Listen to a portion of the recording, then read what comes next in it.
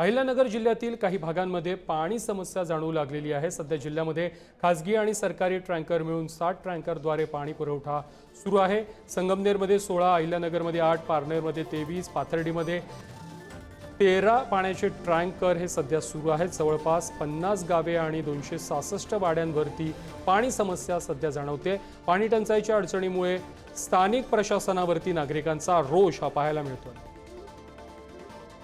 4 माणसं आहेत। मला जवळजवळ 500 ते 600 लिटर पाणी रोजचं लागतंय आणि जनावरे 4 आहेत।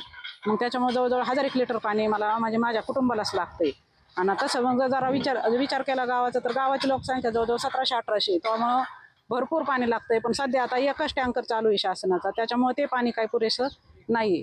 सध्या पाणी म्हणजे शेंदून न्यायचं म्हणलं महिलांना घरातली कामं बघून सगळं म्हणजे पाण्याचाच वेळ जातो। मग महिलांना दुसरे काही कामं करायचे म्हणलं तेवढं करून कामाला जायचं म्हणलं ते कामाचे म्हणजे हे जाणं होतच नाहीये। जर शेंदून पाणी इतक्या लांब 1-1, 2-2 किलोमीटर न्यायचं म्हटलं